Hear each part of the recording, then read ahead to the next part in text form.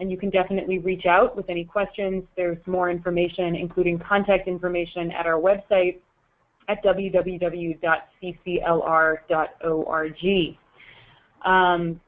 So on to today's webinar, and then we're going to ask a couple of polling questions just to learn a little bit more about who's on the line.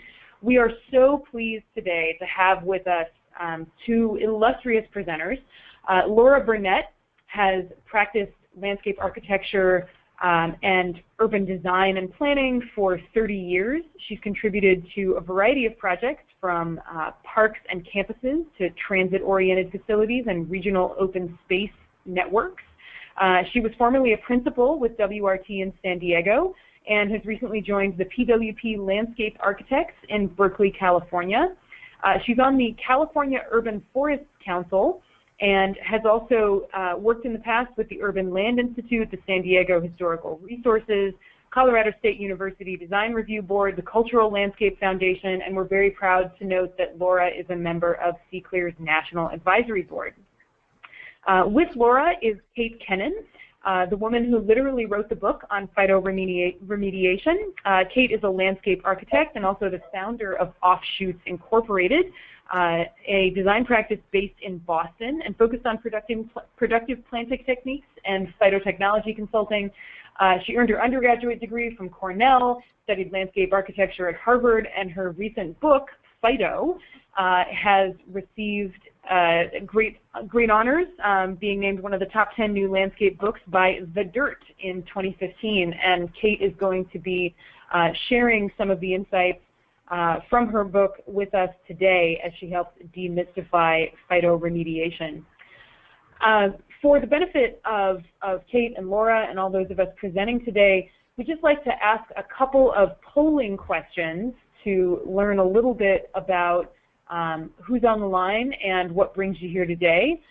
First of all, we'd like to open up a question and ask, what sector do you work in? We're going to go ahead and open up that poll. And so we'll wait for the data to come in. Give it a moment here. All right, looks like about 2/3 of you in the environmental field, about 13 to 15% in planning. We also have some engineering and real estate folks on the line. Wonderful, a really diverse crew. Let's see, question number 2. We're moving along. How many years have you been in your land reuse field? And the poll is open.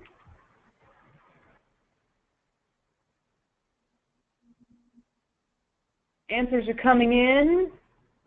And it looks like we actually have a really even spread from 1 to 5 years up to more than 15 years. So great. Fantastic. Our third question, if you know, which EPA tab region do you work in? And here we're asking, who is your EPA Technical Assistance to Brownfield Communities provider? NJIT, Kansas State, or CCLEAR? And it looks as the numbers come in like we have representation from all 3, which is fantastic. So wonderful. Welcome, everyone. Fourth question. Actually, let's see. Let's launch it. Have you ever done a phytoremediation project before?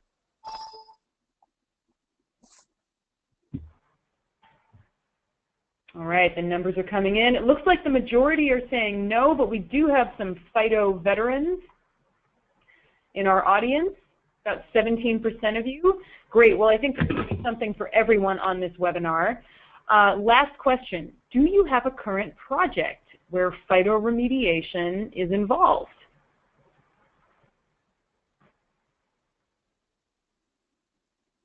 Wow, and these numbers look really different. So it looks like for those of you who might have answered no on the last question, that you have not worked with phytoremediation in the past, it looks like many of you are looking at it in your near future, so that's really good to know.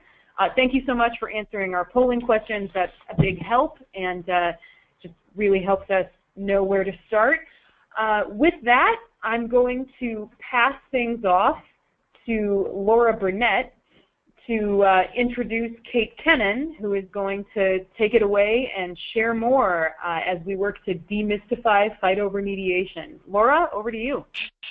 Thank you, Sarah. I'm happy to be quick about this. As Sarah mentioned, as landscape architects, we are focused on the design, which includes the feel and character, but also the function of a landscape. The most important thing is I get to introduce Kate Kennen. She is a landscape architect also, and a true pioneer in the research and application of photoremediation and phytotechnologies. Turning it over to Kate. Thank you. Great. Thanks, Laura. And everyone can see my screen okay, I'm assuming? All right. So well, I thought that I would just give a little bit of background about how I got into this field. So as Laura mentioned, I'm a landscape architect out of the Boston area. And the way I got into this is I grew up on a garden center in central Massachusetts, so plants have always kind of been in my blood. And my first project as a landscape architect when I graduated grad school with my own practice was a gas station site down on Cape Cod in Massachusetts. And the town wanted me to turn this into a park, but there was petroleum, this was back 10 years ago now, petroleum and lead on the site. So I started an ongoing research project that became a series of research seminars at Harvard University that I ran with. In the center of this slide is Neil Kirkwood, who's my co-author on the book Phyto. That what we did is we gathered a lot of the research in the phytoremediation field, going to the scientists, and thought about how it could be applied to the landscape design field and utilized more in landscape architecture. So that's sort of how I got into this, and with our book being published 2 years ago now. So this has a lot of case studies and data in it, and is meant to be a reference guide for people really interested in implementing phyto on projects. So I'm gonna use the table of contents for the book to really kind of set up the presentation. So the first part that I'm going to go through is what I call Phyto 101. So I'm going to go through the mechanisms that are typically used in phytoremediation, fundamentals, and classifications for plant selection. And then I'm going to talk a little bit about design applications and show you a bunch of case studies where phytoremediation was utilized both successfully and unsuccessfully on a variety of different sites. So that should really help people get think about how you could potentially utilize it going forward and where are the opportunities. So the first thing I wanted to clarify is the terms phytoremediation versus phytotechnology. So a lot of people use the term phyto, but these two terms are not the same, right? Phytoremediation is this idea that, say you have a brownfield site and it might be contaminated with lead and petroleum, and maybe you might plant a single species or monoculture planting of a grass or of a tree species that might actually remediate contamination that was already there. So that's really what the term phytoremediation means. Phytotechnology is a larger term that also includes anything that basically plants are helping with pollutants. So it might even be with preventing pollutions, not just remediating. So green roofs, bioswales, all sorts of green infrastructure, wherever we use plants for basically a common good purpose is in the term phytotechnology.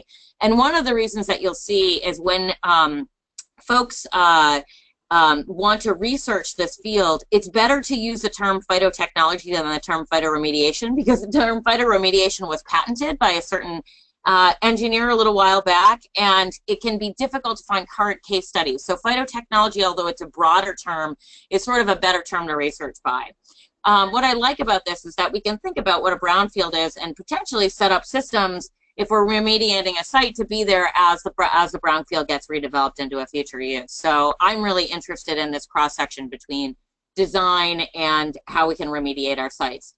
So why is this important? So, you know, the first thing is that obviously we have Superfund sites, right? They're the worst of the worst. They're the sites on the national priorities list, about 1,300 or so of them. You know, here in Massachusetts, 14, 112 in Jersey. But, you know, the issue with that is since 1982, in the past history of the Superfund program, only about 25% of those sites have actually been cleaned up.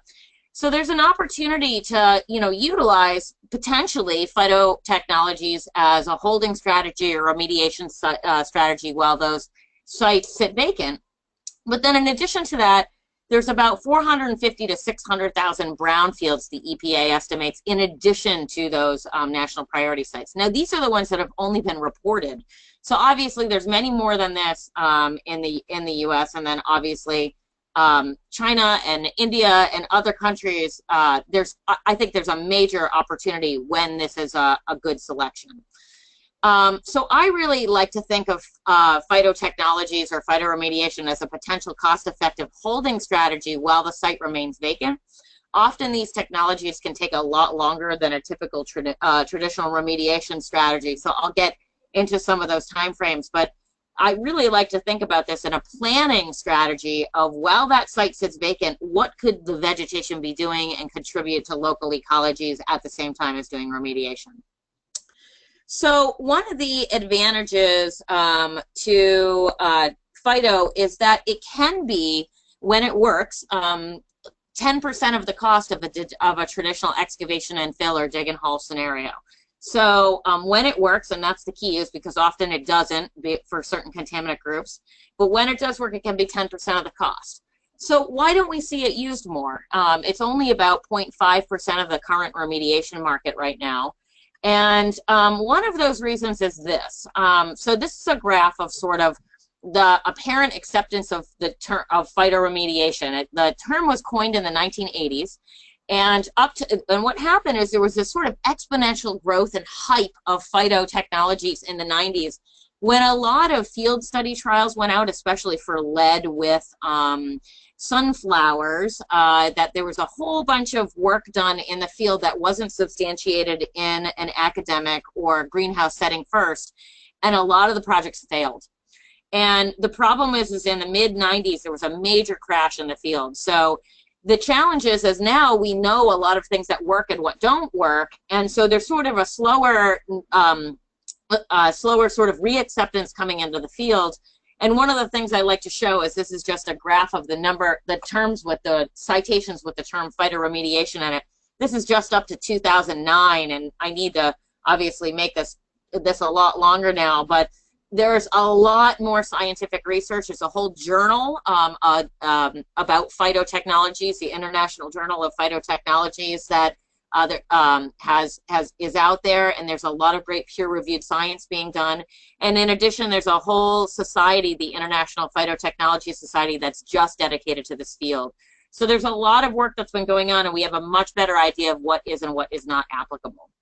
So first thing is, this is not a silver bullet, right? We get more calls in our office for projects that potentially aren't going to work than that they are. But when there is an opportunity, it's a pretty great opportunity. So that's why today my objective is to this group to give you the ideas and let you know when you should actually be thinking about phyto, to give you sort of some rules about when it might be applicable.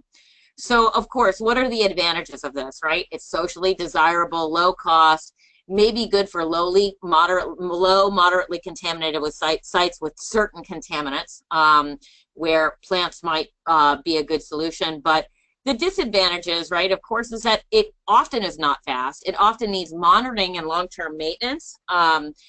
Very often, sites are too phytotoxic, and there's a cocktail of sites that won't actually let plants grow, so that can be a challenge as well, and it's very site and contaminant plant specific. The hydrology and soil profile of your site can vary greatly and very much affect what actually is a good solution. So what I thought I would do is, a great way to think about contaminants on a site is, do you have a contaminant that's an organic or an inorganic contaminant? So an organic contaminant tends to be a compound, right? It's something that typically consists of carbon, oxygen, nitrogen, and things like petroleum, like chlorinated solvents, the things used at dry cleaners. They're often man-made and xenobiotic, so meaning they can be processed in the bloodstream. Many of our pharmaceuticals are organic contaminants or pesticides. And the difference between that and an inorganic is, an inorganic contaminant is something on the periodic table, meaning it cannot be broken down into smaller parts, whereas the organic contaminant might be able to be metabolized by a plant and actually completely degraded on a site. An inorganic contaminant cannot be degraded, right? It's something on the periodic table that is already in its elemental form. So the way that we are going to target the plant to potentially act in this system to do something with it is for an organic contaminant like petroleum or chlorinated solvent or pesticide. We're going to target degradation of it. So literally, you would not have to harvest the plant when you're done. You're going to try to degrade it with the plant and then make it completely go away, which is our best case scenario. An inorganic contaminant, the objective is going to be to either extract it or stabilize it on site, just like a capping sort of scenario. But the idea is if we extract it into the plant, we then would have to harvest it and landfill that harvested material to remove the extracted, you know, say if it's a metal or arsenic, cadmium, zinc, that sort of thing, and harvest it and take it off site. Okay, so back to a little bit of, you know, 8th grade biology of why this sort of stuff works is let's talk about photosynthesis, right? Is we've got photosynthesis in a plant, and the plant takes energy from the sun, and of course through the process of photosynthesis it leaches out at least 30%, if not more, of its photosynthetic product through its root zone into the rhizosphere in the form of sugars and other phytochemicals. So what happens is all of that rhizosphere and underneath the plant roots has a lot of microbes that are basically eating those plant sugars and working with those phytochemicals that have been released. So the plant has a certain microbial community that is 100 to 1,000 times more microbes in the root zone of a plant than there is in soil alone. So the plant basically acts as this big catalyst, putting sugars and phytochemicals and these other things into the soil. And then what happens after that is that, again, the plant also, they suck up a lot of water and transpire it into the air. And so what happens is through this process of transpiration, plants, there's this great statistic that I always say is one of the scientists I have been working with has given me the statistic from USGS that says that plants in North America move more water than all of the rivers combined in North America, because they basically are transpiring all this water that is down in the root zone and transpiring through the plants and used and then evapotranspired into the air. So again, the plant is acting in these two ways, sending sugar down and phytochemicals down to the root zone and sucking up all this water. So while those two things are happening, there's lots of potential ways that contaminants can get transformed in that system. So the first idea is rhizodegradation, right? So as you can see sort of from the screen, the little icon over on the left is a circle. Organic contaminants here we're representing as a circle. So things that it's the idea that something could get degraded in the root zone of the plant. So these are going to be potentially organic contaminants, right? Phytodegradation is this idea that it would be degraded in the leaves of the plant rather than the root zone. And then phytovolatilization is this idea that actually the contaminant can get sucked up into the plant and actually just volatilized straight through the leaves and may not even be degraded. But when the contaminant gets into the air, it would be broken down by UV light. So it actually would be better to be in the air and broken down rather than stuck underground in, say, a contaminated water scenario. So those are the mechanisms that are primarily used for organic contaminants, right? Root zone happens in the leaves and gets volatilized for these compounds that, again, you would not have to harvest the plant at the end of this. We're actually degrading these contaminants so that they don't have any metabolites that are still toxic.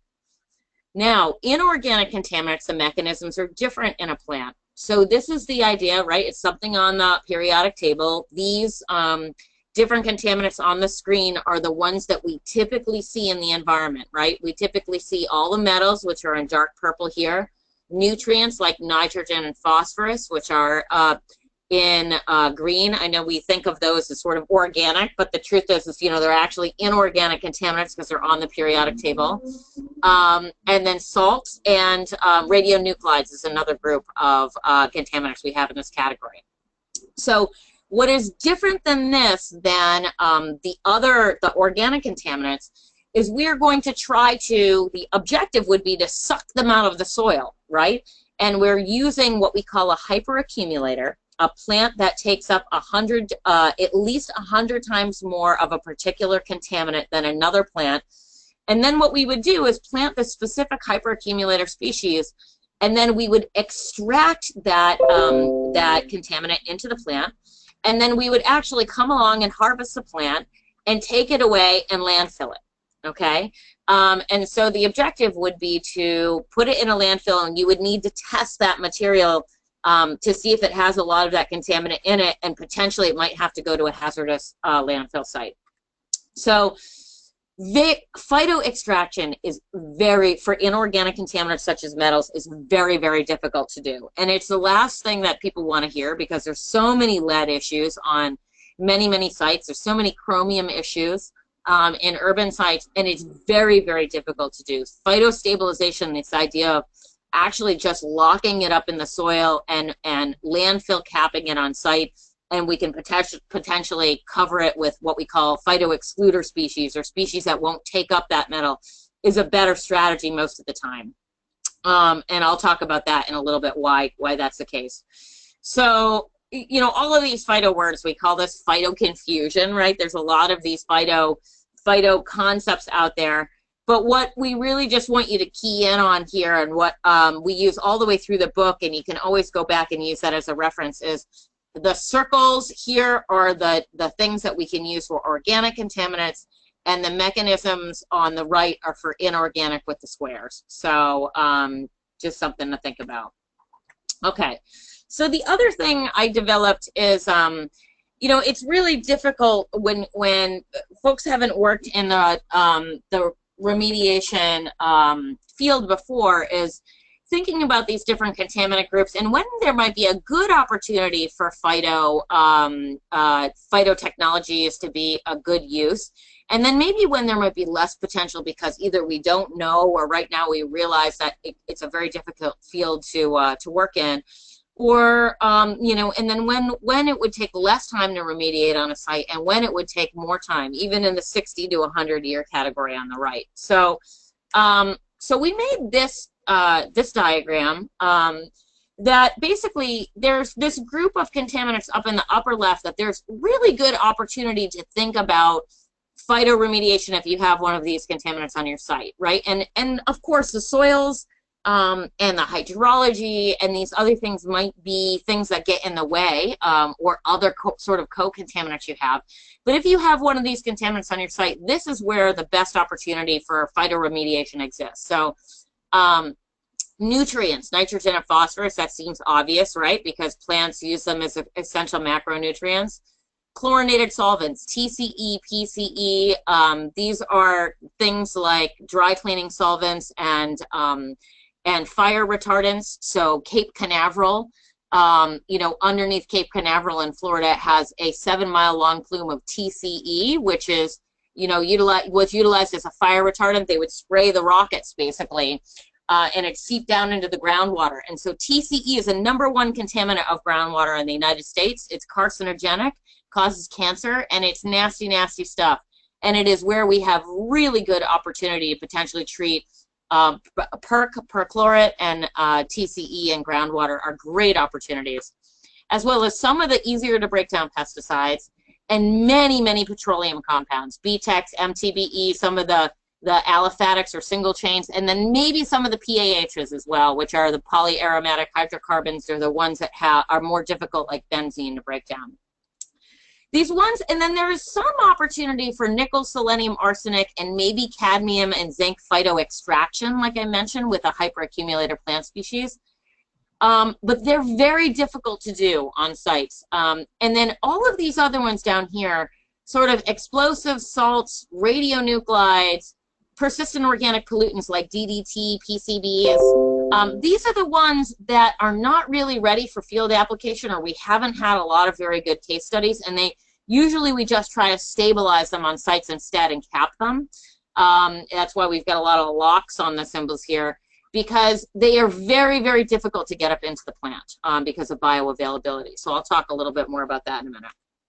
Okay, So we need to think about where is the contaminant in the environment to see if it's something we're going to be able to remove with a plant. So stormwater and wastewater, I'm not going to talk about much today. So when I'm saying that we have these opportunities or not opportunities, such as this chart is based on removing from soil. Okay, if these different contaminants were in water, of course we can remove many of them from water through a green infrastructure constructed wetland system.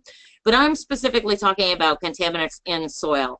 So we can have contaminants in stormwater and wastewater, which I think there's a lot of research on this topic, so I'm not going to talk that much about this today. I'm really going to focus my talk more on, and there's also obviously a lot of contaminants in air, which I'm also not going to touch on today. That's a whole nother lecture.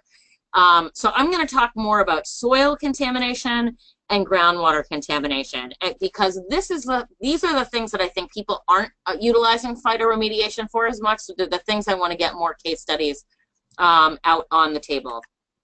Okay, so what we did and how I organized this is we have cataloged 18 different types of planting types that could be used for phytotechnologies, right? For both preventative plantings to prevent contamination, and also for phytoremediation to actually clean up contamination that's already existed. So I'm just going to go through a couple of these. Again, I'm not going to go through green walls and green roofs and stormwater filters and constructed wetlands, since those are pretty typical, but I'm going to show you some of these other ones. So the first one is this idea of a degradation cover, hedge or living fence, or bosque. So the objective is that we're going to degrade soil contamination here, or even groundwater contamination with a plant that's planted in situ or on site. So this would apply to nutrients, pesticides, and the chlorinated solvents and petroleum group, really the organics in this category. Okay, so the idea is we would plant a degradation cover. We would select very specific species that the research has been shown to degrade the specific contaminant at hand. Now, I am going to, the issue with this is that I'm not going to go through all of the different species. We've cataloged all the species by contaminant in the book, and that's the easiest way, is to research that. We also have plant lists on our website that might be useful.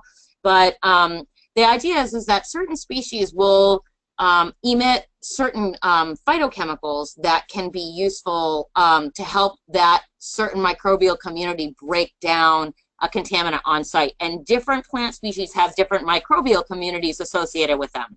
So plant species is important, but also the amount of biomass that the plant produces is important. So the more a plant grows and the faster it grows, typically the better of a phytodegrader it is. So we can also degrade with tree species and shrub species, and often actually inoculate the soils also with other soil biology to help speed up the degradation. So again, we're only talking about organic contaminants in this, and then potentially also helping denitrify nitrogen.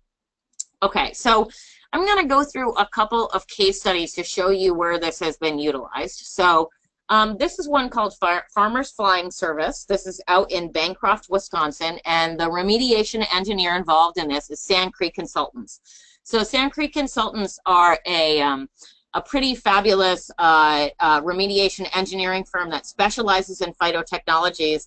And what they do is not only do they engineer the projects, but they also actually install them. So they make sure that the project all the way through permitting and site conception actually gets done correctly in the field, because that's one of the challenges with plants, right? Is that you could have issues that might come up. A beaver moves in or an insect moves in, and you might have to keep changing the strategy a little bit to make sure the plant survives. So that's a pretty great thing that we've seen about many of these phytoremediation firms, is they tend to be design-build practices. So Sand Creek Consultants had this project out in Wisconsin. There was a Dynaseb plume. So what this was is that you can see here, this is an airfield that basically they went and they sprayed pesticides to local agricultural fields. And what did they do with the extra pesticides, barrels? They just dumped them out back and dug them in a hole. And what happened with those is that then the town's drinking water, groundwater supply was contaminated with Dinosept. And they found that the groundwater was, they had a big source contaminant plume, so they excavated all the barrels, got those out of there, mapped the plume of where it would go, and then created this phytoremediation installation to get rid of the Dinosept. So 834 total trees were put in. Of course, they're testing a control plot here, not on the plume against the rest of it. And what happens here is the very first part of the project before they actually plant out the site is that they do a pilot project on part of it to try to test the right clones. So they tested all different kinds of clones of hybrid poplar and willow to try to remove the Dinosept. So why do we see poplar used over and over in phytoremediation projects? A hybrid poplar is a cross between eastern cottonwood, Lombardy poplar, western cottonwood, and Asian poplar. And what happens here is that the plant can grow up to 4 to 8 feet a year. So they can put on, you know, when we're talking about them being a catalyst in the system, they transpire a lot of water and put a lot of sugars down into the root zone. And in addition, they're phreatophyte trees. So willows and poplars have a tap root zone system that can get down to 20 feet, which is unlike most other trees that at the max are down at 5. Maybe most of the roots are actually up in the first 2 feet of the soil. So phreatophyte shrubs and trees and also prairie grass species can get down to that 11, 12 foot mark. So we see that many of those species are the ones that are tested and utilized in phytoremediation situations. And in this case, you know, the Dinosept was both in the soils and in the groundwater down to 20 feet. So we need to make sure that the tree roots are getting very deep. So typical phreatophyte trees that we see utilized a lot, you know, are things that typically would live in a wetland environment. Very often, actually, there are also plants that are utilized in a desert environment or plants from a desert environment that actually are seeking groundwater. So they're sending a big taproot down to try to find the water below the site. And so here, the other thing about poplars and willows and many of the phytoremediation species used for degradation is that there is they have an evapotranspiration rate or transpiration rate of the plant that is much higher. So if you look at poplar right here in the center, a 30-year-old poplar can transpire 200 gallons of water per tree a day during a high growing season. So they really can be this big catalyst in the system and much, much more than many other species. So you can see that that's often why they're used over and over. So they move so much water through the system. So if you're trying to remediate groundwater, you can actually do a lot of remediation in a much quicker time frame. So here's how the plant goes in this particular field study. It went in as an 8-inch dormant cutting that typically gets installed in either fall or early spring. 2 weeks into the growing season, it's leafing out, and you can see that it's got this line on the upper right-hand side is actually an irrigation drip line. So you need to irrigate these plants because they're transpiring so much water for plant establishment. Once they get established, we want those roots to go down to that groundwater, but for plant establishment, we got to get those cuttings growing. So for the first year, you need water. We've got the plant at 4 weeks old. At 1 year old, we're already at 6 feet height for both the willows and the poplars on the site. 2 years old, we're, you know, well beyond about 8 feet there. And what's interesting is that this guy over on the right-hand side, that tree isn't sick. That tree is actually in a hot spot of Dinosept, so the plants are actually acting like sentinels to show us where the contamination is, where the hot spots of the contamination are. And then at 3 years, you know, we're up at this height, and you can see here what they're doing is actually testing the sap flow in the tree to see where the Dinosept is being broken down. In this case, they're determining that the Dinosept is mostly getting broken down in the root zone of the plant, but some is getting into the leaves, and it's actually getting broken down before it's transpired. So they've got all this monitoring equipment, and this is a really important thing. See this red, these yellow lines at the front. These are this is a deer fence, and this is really critical for phytoremediation projects. Many of them are often in rural areas. Poplar and willow are favorite salad bars for deer, And you can have the whole entire forest devastated in a very short amount of time, never to mention beavers as well, or even hurricanes. So we have to think about all of these sort of natural things to think about. Okay, 4 years. This project, you know, gone from these 8-inch cuttings, this can actually be a pretty spectacular, you know, aesthetic site too as well. So that's why I get excited as a landscape architect. You know, how can we start to think about these species, although they may not be there for the long term, they might not only have a 20 or 30-year lifespan. How can they become part of our overall planting strategies at other sites, you know, for their architectural features while they're young? And maybe be a holding strategy and be something that then can be, you know, coppiced out as the planting gets older. And then, you know, you can really see here is that at 4 years, the height of these plants in the middle, this is it's not because of the wind or a different clone. It's actually because those plants were growing in clean water where these plants were growing in polluted water on the side. So it actually is showing us or leaving a trail of where the pollution is on the site. So what's exciting about this project is it got rid of the plume within 4 years. It met regulatory standards within 4 years. Typically, these sites for organic pollutants, when it is a good fit and when the soils and hydrology work, the first year you're going to get 0 remediation because the plant has to establish its root zone, and it's growing typically down into the contamination. The second year is when you start to see results.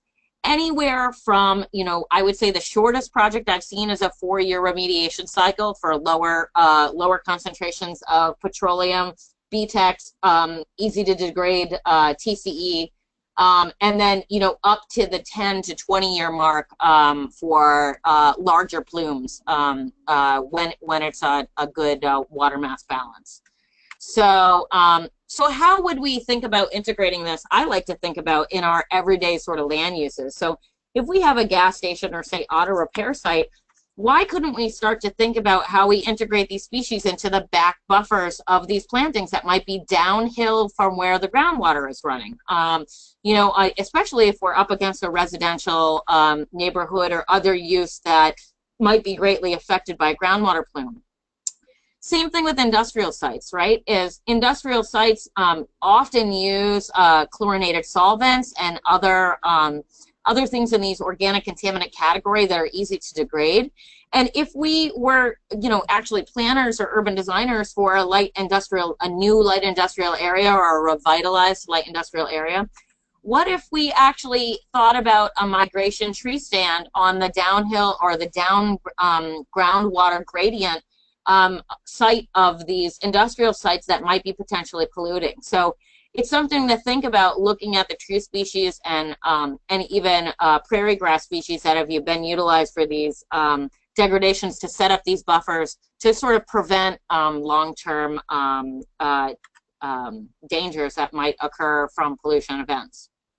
Okay, so that same idea is that an interception hedgerow is the same idea of a groundwater tree migration stand, but I'm going to show you the difference here. So see how there are a lot of, this is showing a lot of poplars on the downhill gradient. The idea with a groundwater migration tree stand is you could actually change the groundwater flow. So we work with engineers, civil engineers that can do a mass water balance. And if your groundwater is flowing, you know, to the side, you know, say below this tree stand, they can actually calculate the hydraulic pull to change the groundwater to be drawn towards the trees, which is pretty exciting stuff. So that's what we mean by groundwater migration tree stand. And interception hedgerow is this other idea that maybe you only have enough space for a single row of plants. The idea would be is maybe you treat some of the groundwater plume as it starts to roll by, and maybe a little bit of it gets by, but you do the maximum you can in that one area. So say, for example, graveyards and cemeteries. You know, we don't really like to think about these as brownfield sites, but the truth is that we embalm the bodies with formaldehyde, which formaldehyde, you know, is not a problem when it's, you know, on our fruit, and we use it, you know, on the waxiness of fruit in grocery stores, and we use it when it's in the air. But when it's in groundwater, it can actually be very carcinogenic, meaning cancer-causing. And there's also can be a lot of arsenic on old graveyard and cemetery sites. And one thing we can think about is actually using these interception hedgerows and particular species to capture some of that groundwater or treat it as it's flowing by. So it's one thing to think about if you're a planner, or you know, often graveyards and cemeteries are along river sites, and then the polluted water flows right into a river. They're in these lowland lying areas, and thinking about these buffers of these particular species for degradation could be a really useful thought in planning. Same thing with funeral homes, right? Again, it's not something we really like to think about, but accidents happen when they're doing the embalming services. Or old funeral homes, there's often a plume right out the back door where they used to, you know, dump the empty product, and it's still sort of there. And one thing we can think about, again, is on the downhill gradient side, is what could be the degradation hedge or interception hedgerow or cover of these more grassy species that might be able to use to help take up some of that contaminated site. So these are really good opportunities for phytoremediation to be considered. There's another great opportunity in the field for using more of this of phyto-irrigation. So this is the idea that you actually irrigate plants with contaminated water. So you might say have a contaminated groundwater plume in the soil. You know, one of the typical ones that we see a lot is nitrogen, right, in the form of ammonia, is very often found in many estuary areas from septic, excessive nitrogen in septic. One idea could be that you actually pump that up and irrigate that onto a planting to use the denitrification cycle to turn that back into a gas and get it out of the groundwater. So, you know, this is a great strategy for landfills. So landfills very often generate contaminated leachate. So what happens is, right, it rains, and old uncapped landfills generate this leachate that as the rainwater percolates through, it has a lot of nitrogen and ammonia in it. And very often it's collected in a leachate holding pond and then has to be treated, and is very, very expensive to treat, and can often take a lot of energy to do that. And so one thing that's an interesting idea is if you could take that leachate, pump it back up, like say if it was an unlined landfill, we could actually put a evapotranspiration cap, or what we call an ET cap, onto it and water those plants back onto the landfill cap and create a closed loop system, or even a phyto-irrigation plot off of it that we might water a crop to be able to get rid of that nitrogen in the water and actually remediate it more naturally. So this is something that we have 30 years of case studies for, many case studies for ammonia and contaminated plume phytoremediation. So one particular project that I've gone to visit is Dr. Jason Smeesrud. He's with, well, I guess it's no longer CH2M Hill, but was recently purchased, I believe. But the CH2M Hill office out in Portland, Oregon, they did a project that's at the Riverbend landfill site in Oregon in the Willamette Valley. And what it was is this was actually a lined landfill, but it was generating a ton of leachate with heavy levels of ammonia and heavy levels of salt. And this is actually the cover of our book. What they did is they watered that out onto a poplar plantation. The poplar plantation remediated the ammonia and the salt, making it so they did not have to truck this contaminated leachate 300 miles with a very energy-intensive process. And then what they do is they use these poplars, they cut them down, and they use it to create chips to make cardboard. So the landfill, which this happens to be a waste management site, they not only get their contamination treated, but they get an economic product of actually being able to create cardboard. So, you know, it actually ends up being useful, and they get some money back from that side. Poplars and willows are always, you know, often utilized for biomass production as well, for heating. And so that's also you know, another opportunity for that. Okay, so sorry about that. So there is another opportunity with phyto-irrigation is the idea that we could treat wastewater also with poplars or willows or another crop, right? And you could water, you could actually do secondary or tertiary wastewater cleansing through phyto-irrigating it onto a crop. So here is another CH2M Hill case study, the Woodburn Wastewater Treatment Facility, again in Oregon, that's also in the Willamette Valley. This is, they planted 84 acres of poplar around the wastewater treatment facility, which is quite nice because it screens this very ugly treatment facility in a very beautiful agricultural valley. And they actually harvest the poplars on an 11 to 12 year cycle. And they conventionally treat the wastewater so that it has secondary treatment, and the tertiary treatment is done through these stands of poplars that are watered onto. So this is the way it looks like. This is a tree stand that's just about to get harvested, just about at the 10-year mark. And basically the water from the wastewater treatment facility that needs tertiary treatment gets pumped in, it gets irrigated onto onto this site, and then all of the water basically gets sucked up by the trees, and through the bacteria that are in the soil, the bacteria actually denitrify the ammonia that is in the wastewater treatment facility and turn it into a gas. So no need to actually harvest these plants to make the contaminant go away. It's all happening through degradation, but they really just harvest the plants so that they're able to get this economic product. So here you can see this is what the poplar plantation looked like when you look up at it. It's really beautiful. It's a cathedral of trees. This is us as the International Phytotechnology Society moving through it. And it's really kind of interesting because there's really an opportunity to pair recreation in some of these sites if you use subsurface drip irrigation as well. This research is something that we have been testing on Cape Cod. So I'm going to actually just answer a question that just came in. As someone had asked if watering the with phyto-irrigation, does it contaminate the soil around the poplars? And what they do is they actually test, they create a spacing of the poplars so that the root zone, it actually takes up the whole entire area of the soil, so that they test in different areas of the soil zone so that they don't water more than what the poplar can treat, right? So especially you have to be very, very careful with salts. So salts can migrate very quickly to a groundwater plume.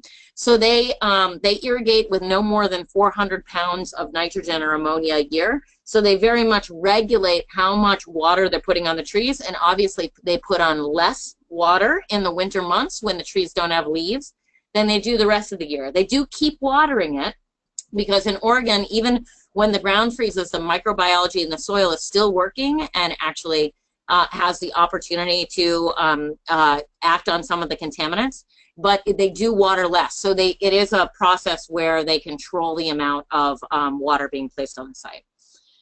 So how we've applied this in our research here in Massachusetts is we've been working with the Cape Cod Commission. So Cape Cod, I'm sure many of you realize, is this arm that sticks out in the ocean of Massachusetts. And the challenge with Cape Cod is it is a sole source aquifer, right? So what we mean by a sole source aquifer is that all of the water that people drink is connected, right? And it all just comes from the rain. It doesn't come from any mountain sources or anything near there. So the aquifer is all connected. So if you pollute something on one end of the Cape, it could affect, other areas. There's all these sort of sub-embayments, but it could affect many other people down the line.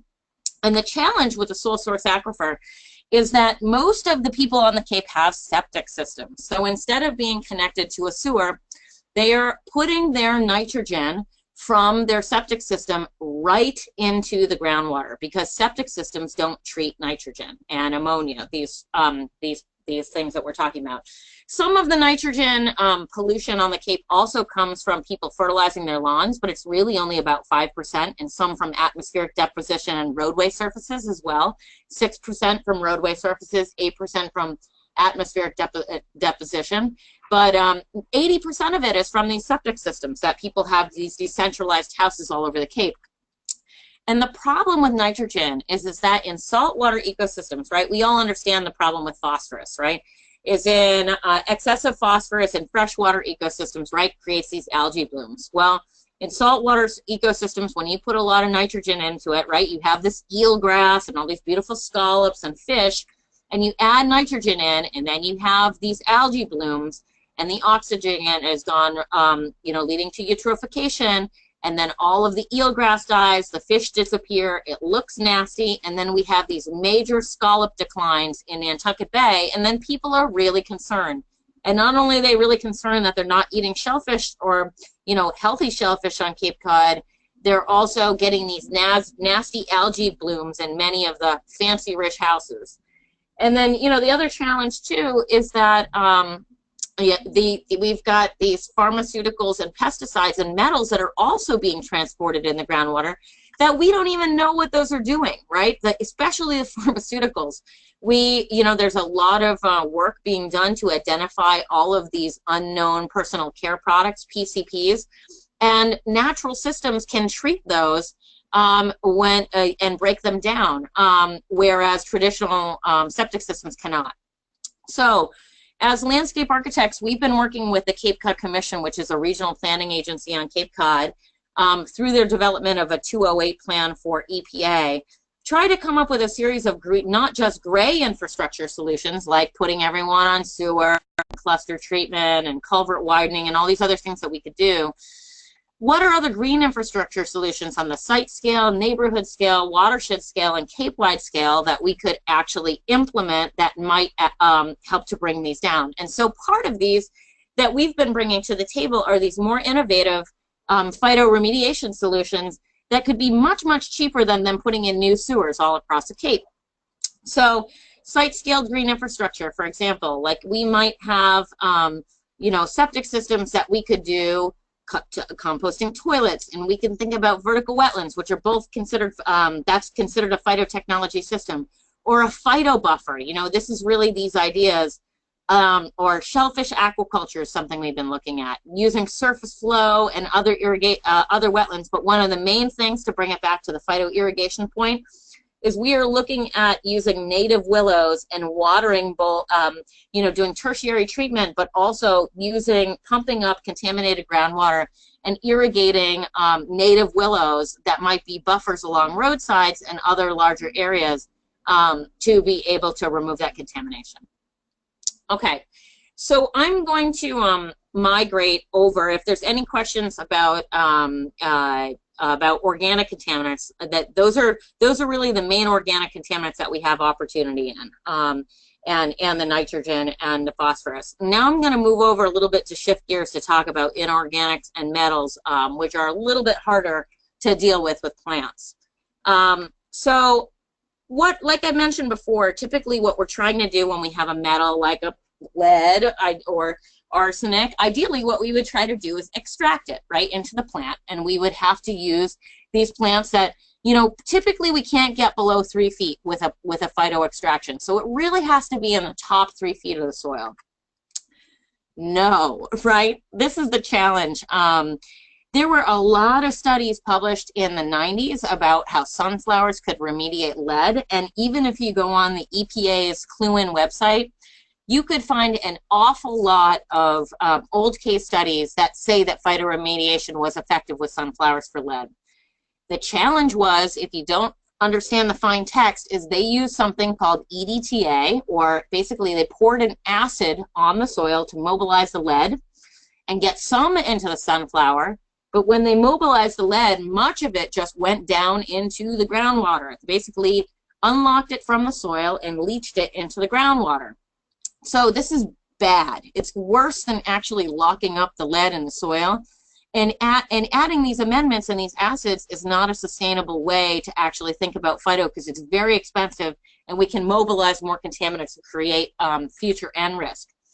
So the problem with many metals is this question of bioavailability. So say you have a whole bunch of arsenic in a soil, okay, and it's all represented by these purple squares that are on the screen. Maybe only 25% of that arsenic is actually bioavailable or can get into a plant, because the rest of it is so strongly sorbed or attached to the soil particles that it can't get into the plant. So even if you had a hyperaccumulator of arsenic, it's not in a bioavailable form that you can get it into the plant, right? So that's why typically it's a pH question, or it's a question of what are the other things in the soil that would help lock it up or let it go into the plant. So that's why the metals that typically only can be bioavailable in the soil without having to do a lot of other additives are these: nickel, selenium, arsenic in some cases, and sometimes cadmium and zinc, which cadmium and zinc most of the time are not, but you can, in some situations, they can be freed up. So unfortunately, lead is not one of those. You know, these are really the only ones where we would want to think about a hyperaccumulator species to plant and then harvest it and extract it. So, you know, this is a nickel case study. This is called phytomining. And the idea is using this is Dr. Rufus Cheney and Dr. Scott Angel with Alan Baker. And what they did is they hybridized a particular hyperaccumulating plant, Alyssa morale, to try to remediate nickel. And what was amazing about this is they actually had they were able to get very, very good nickel uptake on both contaminated plots and seleniferous soils that typically had just lots of nickel naturally occurring. And what they do is they take the alyssum, they cut it down, and then they actually burn it into an ash, and they actually use that ash to mine. And they sold the patent. A company owned it for a long time, and now they're actually doing a lot of this nickel mining now with Alyssa morale. The patent just expired and is now going to a more public realm, and they're starting to see a much bigger implementation of this in Europe. So this is a really big thing for nickel phytomining. If you have nickel on a site, you are in luck because there are a lot of hyperaccumulators, but it's not a very typical one. The other opportunity for here is arsenic. So arsenic, this company Eden Space developed a hyperaccumulating brake fern, Chinese brake fern. The challenge with this is it's zone 8, USDA zone 8, so it only grows as an annual in many climates. So you would have to, like here in Boston, we would have to replant it every year to be able to extract the arsenic, so it could get quite expensive. But in a zone 8 or warmer environment, this could be a really great use for arsenic. So where do we have arsenic, right? Arsenic here in Massachusetts and New England is naturally occurs in groundwater because our rocks here are naturally high in arsenic. But also old pressure treated decks before 2004 were treated with copper arsenate. And copper arsenate leached arsenic into the soil. So any deck, pressure treated deck built before 2004 likely has an arsenic contamination problem. And then arsenic was very typically used in pesticides and on orchards and in vines for many, many years as something to keep insects away. So arsenic is very widespread and can stay in the soil for hundreds of years.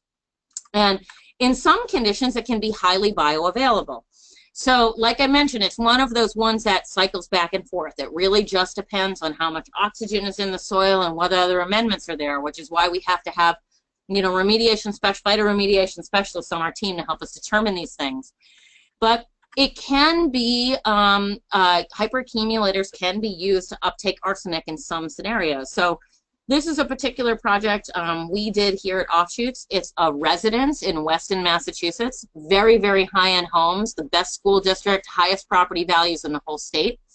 This particular site was highly contaminated with arsenic because it was right next to a property owned by Harvard that used to test pesticides for use on things like poison ivy. It was part of an arboretum. So the pesticides drifted over, and this was actually an old orchard site, so likely she had her own arsenic contamination from it being a previous orchard. And the top 18 inches and 30 inches, it was 6 in the yellow and 12 in the red, and then 30 inches in the 12 in the yellow and the orange, and then 30 inches in the red areas. This was going to be $300,000 for this homeowner to remediate.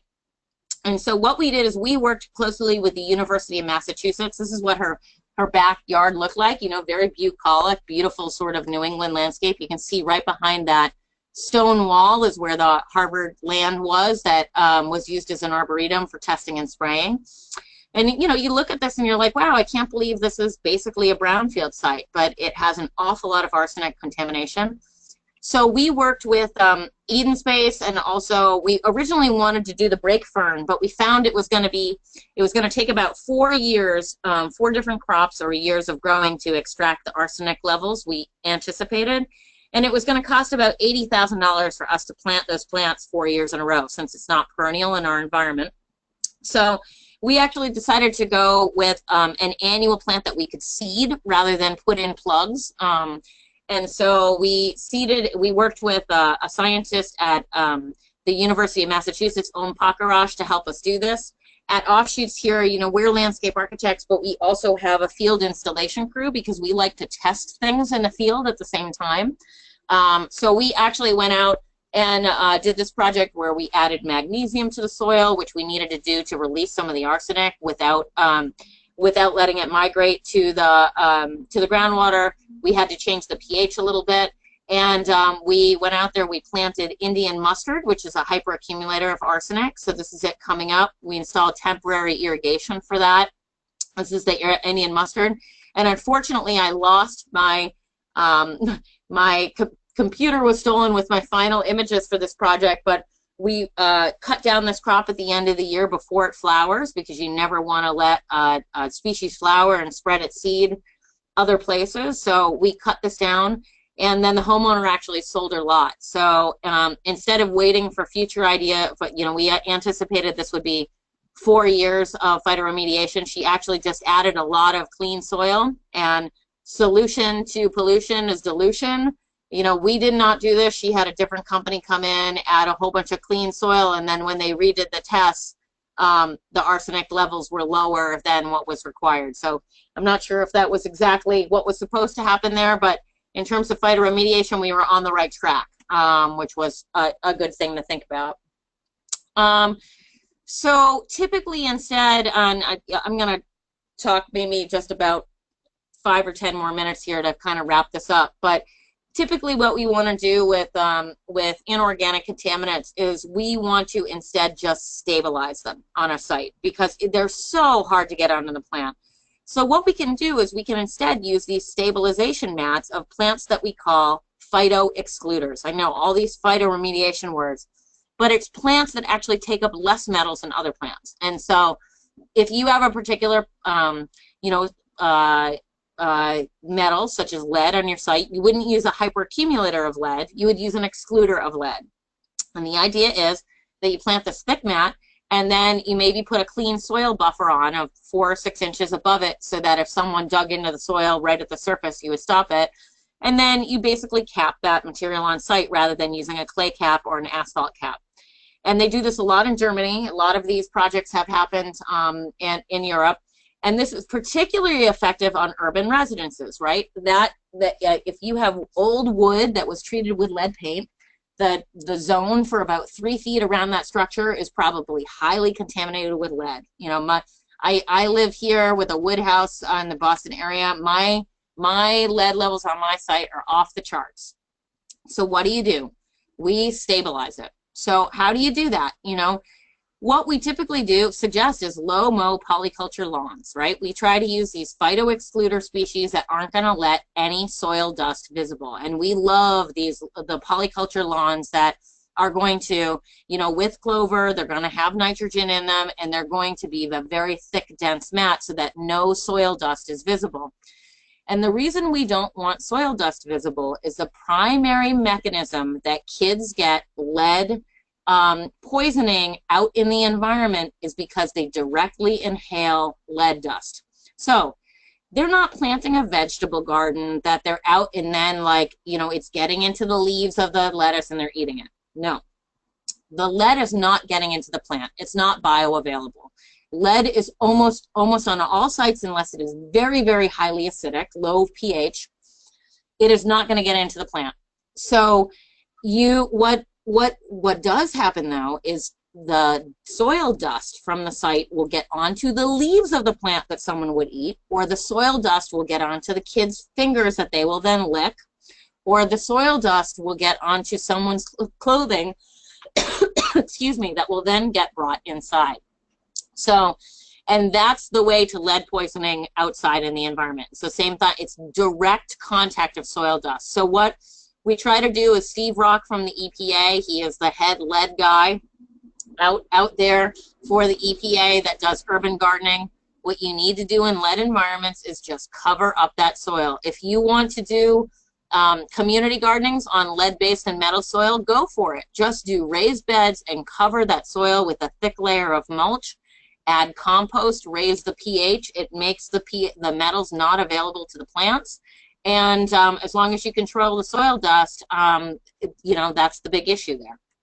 I'm going to sort of wrap up with one project that sort of combines all of these ideas in it.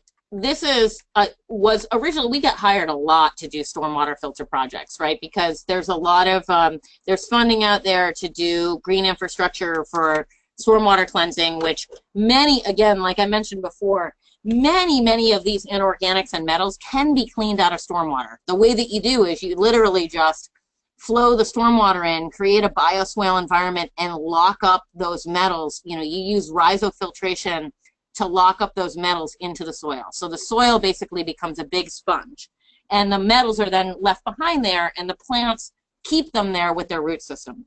So it cleanses it out of the water, and it's left behind in the soils.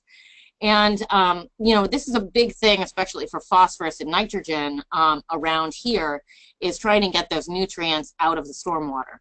And so we've been working a lot in the Massachusetts area on removing phosphorus, especially because our whole watershed dumps into the Charles River. And, you know, we got up to an A- water quality in 2013 in the Charles River after getting rid of our CSOs and many other things. But we're back down to a B+ because of phosphorus contamination. And so we've been working with Mass Department of Transportation and several other organizations in Massachusetts to take on little projects all around the Charles to remove phosphorus. And so one of those is they're rebuilding a new bridge that crosses the Charles. If any of you know Boston at all, this is the Genzyme building, Soldiers Field Road, and part of MIT campus over here.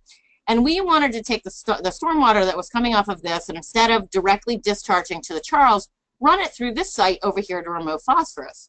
Well, the challenge is that site used to be a site where they manufactured gas. So to light all of the nice little gas street lamps around the area, they actually burned coal to make the gas, and on the site they have coal tar down 18 inches. So this nasty petroleum stuff. And so we don't want to run stormwater through that, because if you run stormwater through that, you're just going to release that petroleum into the river as well, you know, even if you're trying to treat something else. So our objective was that we were actually going to create a bioswale system, but mound up those petroleum soils on site to actually treat those with willows and other species, while also treating the phosphorus and creating a buffer around the outside of the site to control the groundwater so it wouldn't migrate off-site with the petroleum, and then creating a degradation PAH or coal tar ground cover for the rest of the site.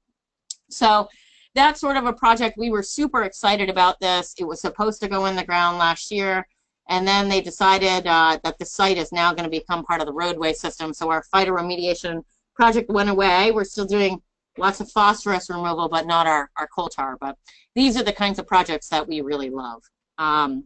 So to sort of wrap up, you know, there's a lot more other opportunities for phytoremediation. I have slide decks of, you know, 50 to 100 case studies of successful stories. Also many, like I said, unsuccessful stories. So, you know, but really what I want you to remember and take home today is organic contaminants, lots of opportunity for phytotechnologies and remediation in groundwater and soils. We're going to optimally degrade them, right? Petroleum, chlorinated solvents, many of the pesticides, and the nutrients. Inorganics, not as much opportunity. Maybe we can extract nickel, selenium, and arsenic, maybe a little cadmium and zinc, but really we want to stabilize it in soils, which is really the mechanism when we're doing bioswales and green infrastructure, as well as and constructed wetlands. We're just, you know, capturing that in the soil. So, you know, and, you know, to wrap up, where I really get excited is about this intersection where government officials or designers you know, we bring all of these other experts to the table, and what I would like for this audience to understand is that, you know, do you have a contaminant that you should bring a phyto specialist to the site to see if there's an opportunity for it? And I can also be a resource that if you do have a site, I can help hook you up with the right remediation folks. So typically many remediation folks only specify in one contaminant, such as Ompakarash at UMass only does UMass Amherst only does arsenic. You know, many of the phytoremediation specialists only do landfills. So we can help you find the right person, and we also have a list of resources in our book. And EPA ClueInsight also has a whole database of phytotechnology projects, which is currently getting updated. It's kind of old. It's only 2010 and before, but it is currently getting updated to include more. So I also just wanted to quickly mention, you know, I just came back from the International Phytotechnology Society conference. That was 400 scientists up in Montreal from across the world gathering and talking about good and bad success stories or case studies. So it's pretty interesting. We get new research and fresh research all the time that we try to integrate into the information that we are putting out there. So if you're interested in phyto and interested in geeking out on the science, look up the International Phytotechnology Society. It's a great source for information. And with that, I'm going to end, and that's my email address as well, and we are happy to take questions. Fabulous. Thank you so much, Kate. We're going to give it a minute for the questions to roll in. And thank you so much for, you know, offering yourself as a resource and for just walking us through so much information in such a short time about your field. As we wait to see what questions might emerge from the audience, I'm going to throw out a couple. First, since you're fresh back from the International Phytotechnology Society, I'm curious, you mentioned Germany earlier in the presentation and noted that phytotechnology is used in Germany, but can you comment more broadly on kind of the acceptance and use of phytotechnology practices in other countries, and how does the U.S. compare to maybe some of our neighbors, Europe or Asia, or Canada for that matter? Yeah, that's a great question. So basically, the research in phytotechnologies really originally started in the U.S. and Europe simultaneously with a couple of labs that were doing the work.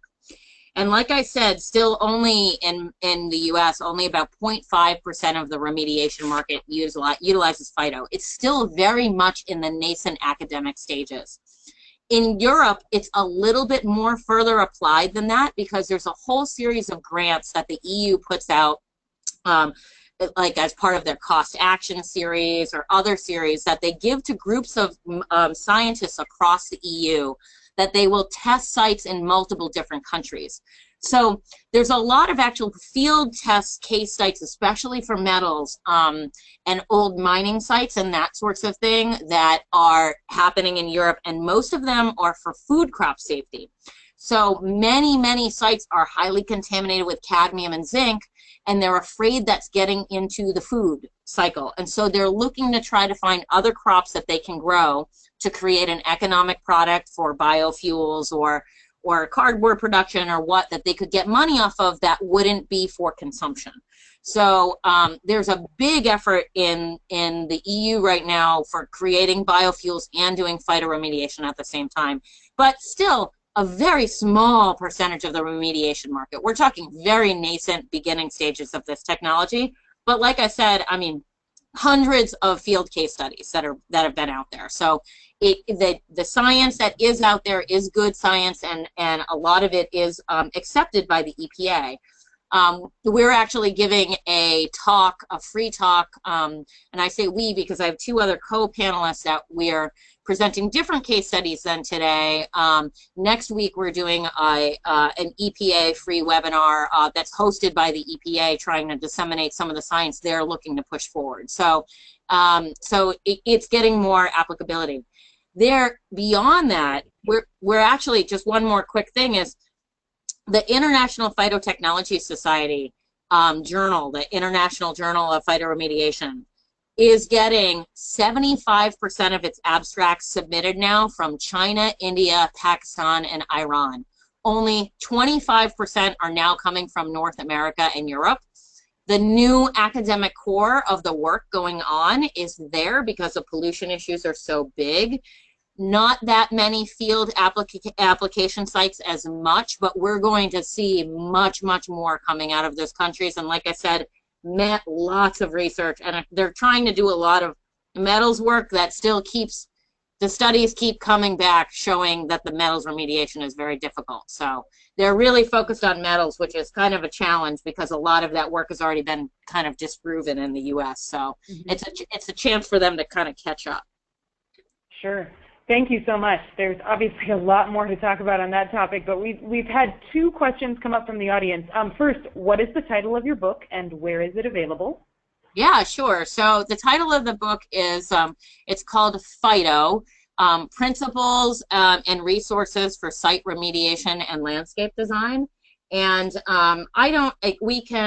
it's available on Amazon. You can just put in my last name and the word Phyto and it'll come up right away. It's also available from our publisher, Taylor & Francis. And I don't mean this to sound like a marketing scheme, because the truth is I make $1.50 per copy on each book. So this is not a money thing for me. This is wanting to put the resources out to people. You know, we developed the book while I was teaching at Harvard. So it's really just about getting this resource out to a larger audience. So we can also, we have a discount flyer for 20% off if you buy it directly through our publisher, and we can make that available to CCLR if you guys are interested in distributing it to the audience. Okay, great. Yeah, we can definitely share that around. What is, I'm just going to run down these in the order they came in. What is the maximum depth of contamination that can be phytoremediated? Very good question. It really depends on your soil, right? So if you have very, very clay soils, you may not be able to do any depth because your root penetration isn't going to get through that clay layer. So, but the maximum, when you're in a good situation, is the maximum we've seen is about 30 feet. And we've gotten to 30 feet because they deep root plant the poplar. So what they'll do is they'll go, or willow, or different phyto species, they'll go in, they'll dig a really deep hole, and they'll start that plant very, very low. And then they can get down to about 30 feet, but that's the max. Okay, great. Typically, again, for inorganics, you're only in that top, 3 feet zone. Okay, great, thank you. So you can provide us details about your EPA webinar and we can circulate, but can you mention again when the EPA webinar you talked about will take place? Yeah, absolutely. It is, it's taking place next Tuesday. It's the 10th, October 10th, and I believe it's at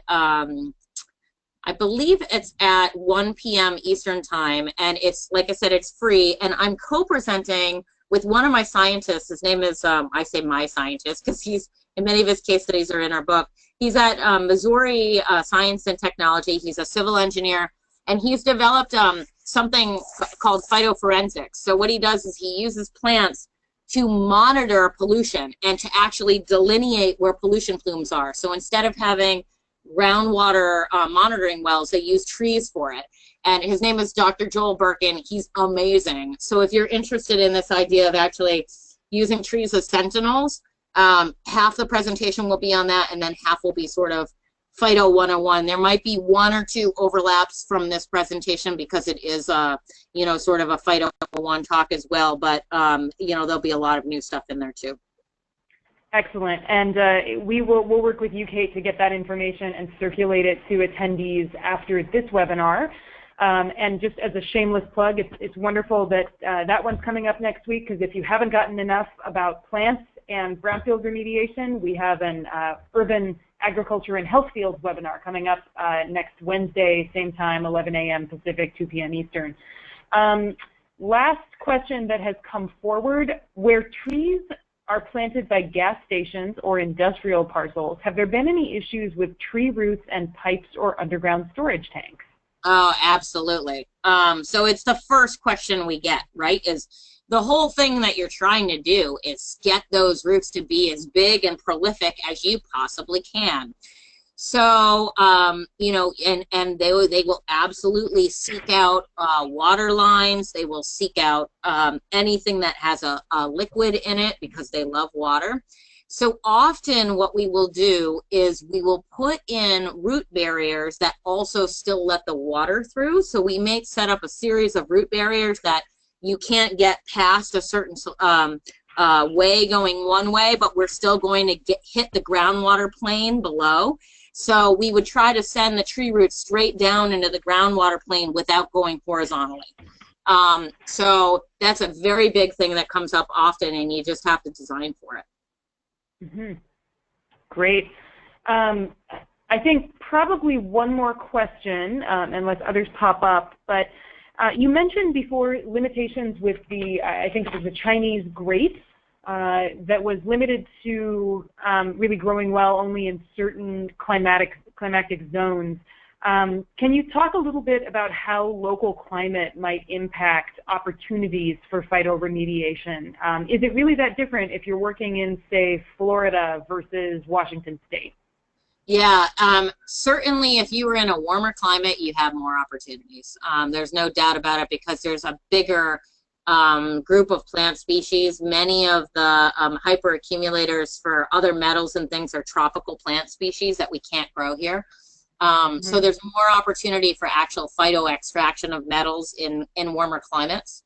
But when it comes to poplars, the poplar, the workhorse of the phytoremediation field, I promise you that wherever you are, there is a variety of poplar or willow that grows in your hot or cold environment. And they've been hybridized to, you know, there's a whole section of the U.S. Forest Service that just hybridizes poplars. And the same thing with many, many universities that hybridize willow. So there are, that's why we see so many of those species utilized over and over, is they've been proven. There's a lot of scientific research, and there's very, very often a variety that could be native to you or partially native to you, and good literature on it. So. Okay, wonderful.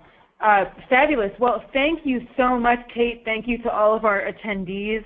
This has been highly educational, really energizing, and you have a fabulous slide deck, which is just really visually engaging and communicates a lot of information in a really manageable, digestible way. So thank you so much for bringing that to CClear's webinar series and sharing that with our community of land recycling practitioners here. We're so happy to host you, and really glad to be able to help share the information that's in which you clearly have so much expertise. So thank you again to you and to Laura for your time.